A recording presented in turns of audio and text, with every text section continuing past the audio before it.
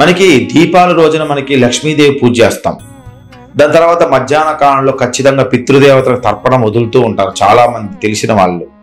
కాబట్టి కార్తీక శుద్ధ పౌర్ణమి నుంచి పితృదేవతలంతా ఆకాశ మార్గం తమ లోకాలకి ప్రయాణం చేస్తూ ఉంటారు.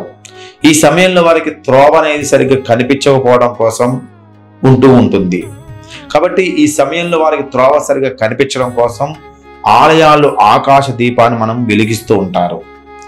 శివకేశవులకి ఎంతో ప్రీతికరమైనటువంటి కార్తీక మాసం. ఈ మాసం ప్రారంభం కాగానే దేవాలయాల్లో ధ్వజస్తంభానికి ఆకాశ దీపం అనేది వేలాడదీస్తూ ఉంటారు.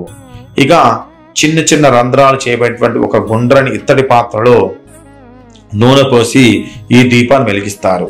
ఇక ఈ యొక్క ఆకాశ దీపం అనేది ఖచ్చితంగా సంధ్యా సమయంలో ఈ యొక్క ఆకాశ దీపం అనేది వెలిగించి తీరాలి. ఆకాశ దీపం పితృదేవతలకు మార్గాన్ని చూపిస్తుంది. ఈ తాడు సహాయంతో ఈ పాత్రను పైకి పంపించి ధ్వజస్తంభం పైన భాగాన దీన్ని వేలాడదీస్తూ ఉంటారు. అయితే ఈ ఆకాశ దీపం అనేది ముఖ్యంగా పితృదేవతలకు సంబంధించినటువంటి దీపం. అదేవిధంగా కార్తీక శుద్ధ పౌర్ణమి నుంచి పితృదేవతలతో ఆకాశ మార్గాన తమ లోకాలకు ప్రయాణం చేస్తూ ఉంటారు. కాబట్టి వారికి తోవ చూపించడానికి ఆకాశ దీపం అనేది వెలిగిస్తూ ఉంటారు. ఆకాశ దీపం వెలిగించడం వల్ల సాక్షాత్ వారి యొక్క అనుగ్రహం మనకి పొందుతూ ఉంటారు. ఇక ఆకాశ దీపాన్ని వెలిగించేటప్పుడు, ఆకాశ దీపంలో నూనె వేసేటప్పుడు దామోదరం ఆవాహయామిని త్రయంబకం ఆవాహయామి 2 వర్డ్స్ మనం ఖచ్చితంగా చదువుకోవాలి. దామోదరం ఆవాహయామి, త్రయంబకం ఆవాహయామి అంటే శివకేశవులు ఆహ్వానిస్తూ ఈ దీపాన్ని మనం వెలిగించాలి. అప్పుడు వాళ్ళు యమలోకంలో వెళ్ళకోకుండా శివకేశవుల రూపంలో అక్కడికి శివకేశవుల దగ్గరికి వెళ్ళడానికి అవకాశం ఎక్కువగా ఉంటుందని నమ్ముతూ ఉంటారు. ఇక మనము దేశమంతా కూడా, ప్రపంచమంతా కూడా, ఈ భూభాగం మొత్తం కూడా శ్రేయస్సుతో ఉండడం కోసం కూడా అఖండ దీపారం చాలా ముఖ్యం అన్నమాట.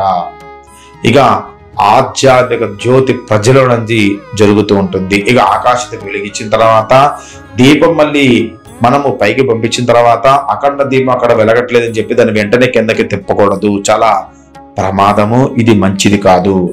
ఆకాశ దీపం వెలిగినా వెలగకపోయినా వెలిగే విధంగానే దాన్ని ఉంచుకొని మనం పైకి పంపించాలి. ఖచ్చితంగా ఆకాశ దీపం వెలిగించిన తర్వాత ఒక్కసారి పైకి పంపించిన తర్వాత దాంట్లో అది వెలగట్లేదు కిందకి దింపకూడదు. ఇది మహాపాపంగా చెప్పబడుతూ ఉంటుంది.